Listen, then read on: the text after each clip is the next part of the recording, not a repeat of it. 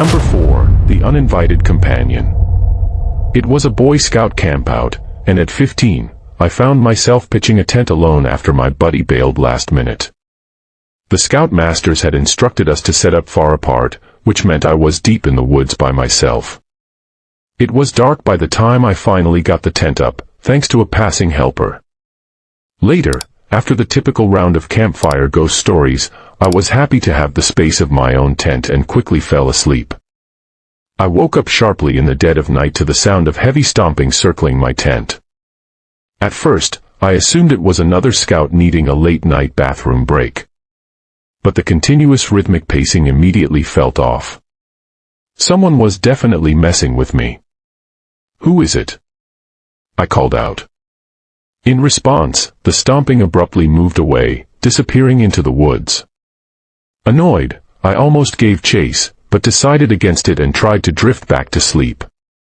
My heart was pounding, and it was nearly impossible. Then, the sound returned. The heavy deliberate stomping began circling my tent again. Now genuinely angry, I shot up, unzipped the door, and swung it open, ready to confront the prankster. Instead of a grinning scout, I found myself staring up at a grown man, easily 6 feet 5 inches, and in his mid-30s. My breath caught, and fear locked my throat. I couldn't even scream. He met my gaze with a chilling slow smile, and then raised a finger to his lips, making a shushing motion.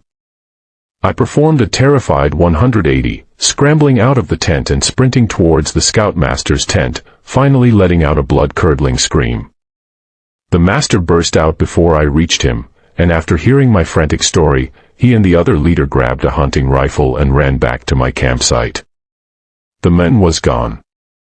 However, they found his unmistakable boot tracks circling my tent in the dirt. The scoutmasters had us move all our tents immediately, pitching them literally side by side for safety. The trip was cut short, and we packed up and went home the next morning. I haven't been camping since. I never will. Number 3. The Laughing Stranger. Last summer, my buddies and I went deep into the woods alongside the Willamette River for a camping trip. We had a great time, fishing, music and drinking until everything was hilarious. We finally crashed around 2 a.m., 2 of us sharing one tent and the other 2 in another. We heard the guys in the second tent laughing hysterically. At first, we joined in, but it quickly became irritating. "Shut up," we yelled. A voice from the other tent replied, "It isn't us." I instantly sobered up.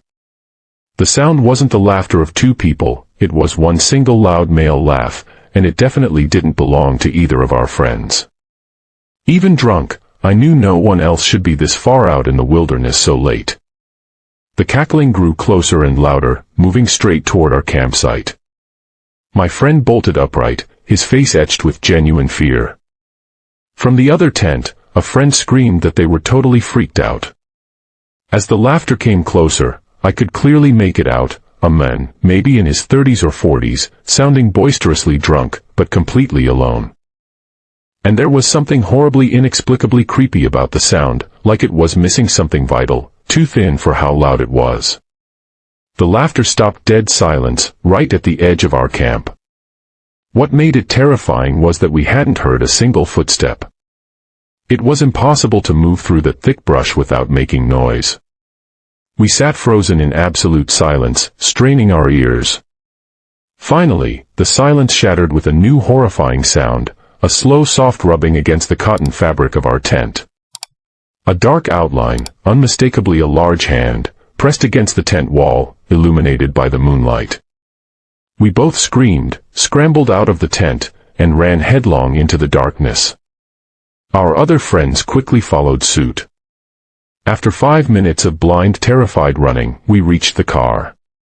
I actually vomited from the sheer physical stress of the fear and the run before getting behind the wheel. It was the most horrific experience of my life. To this day, I have no idea who or what that was or what they wanted. Number 2. The Camera. After college, I embarked on a solo backpacking trip for 7 days in the remote Canadian wilderness. I was truly in the middle of nowhere. The nearest town was a 3-hour bus ride away, and I saw only one other human, a distant canoeist, the whole time. I brought a few disposable cameras, as digital cameras weren't common yet, and took tons of landscape shots. When I finally got home, I had the rolls developed. I sifted through the standard nature shots until I reached about the halfway point of the first camera. There, among the pictures of lakes and trees, were 2 photos.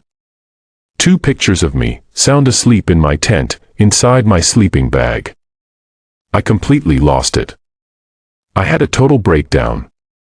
I have no explanation for how those pictures were taken. I was alone. I haven't been camping since that day, and even now, I sleep with my door ajar and the curtains drawn tight. I still get the cold paranoid feeling that whoever took those pictures is somehow still watching me. Number 1, the firewood cellar. My girlfriend and I decided on a secluded camping trip at a gorge. It was our first time alone, usually going with a group. As we prepped our gear for the mile-long hike to our spot, 2 sketchy men emerged from the trailhead, eyed us up, and then got into an old Volkswagen camper van. I had a bad feeling but shook it off. Having camped here before, I checked a few known spots. I noticed what looked like another camp further up the hill and chose a spot slightly below, hoping to be out of sight. As darkness approached, I began to look for firewood. Suddenly, a guy, the same guy I'd seen on the hill, appeared out of the shadows. He offered to help, then tried to sell us a bundle of wood for $10. I laughed, pointing out we were surrounded by free wood. He claimed we wouldn't find much, as they had cleared it out over the last few weeks. I asked how long he had been camping. He said, almost a month. I was already creeped out. He then claimed he was up there alone. I challenged him, pointing out that I had heard him yelling with someone else earlier and he had referred to they regarding the wood. He stammered, then claimed he knew some dudes on the other side of the river. He then began rambling about being lonely, how he took a bus, and had previously been living in the woods behind my workplace, an area known for homelessness and drug use. He said he was living off snakes, bugs, and selling firewood, and we were the first people he'd seen in weeks. His stories were erratic, contradictory, and he was clearly lying. He wasn't alone. He even took us to his camp, which was stocked with gear for several people. He showed us that he camped up top where he could see everything, and pointed out that he had a clear straight-shot view of our new campsite.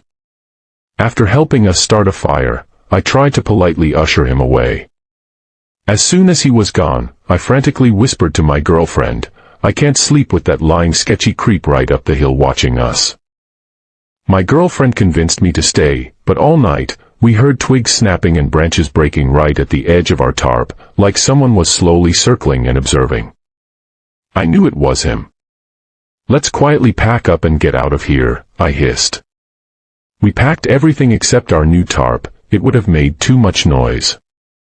We were stealthily standing, ready to bolt, when his voice cut through the darkness from the hillside. "Leaving so soon?" We ran for the car, leaving the tarp behind. As we sprinted away, the men started yelling for us to come back. We didn't slow down. I was convinced we were about to be robbed, attacked, or worse. The man was lying, he wasn't alone, and he was hiding something. I called the Rangers the next morning. At least all he got from us was a new tarp.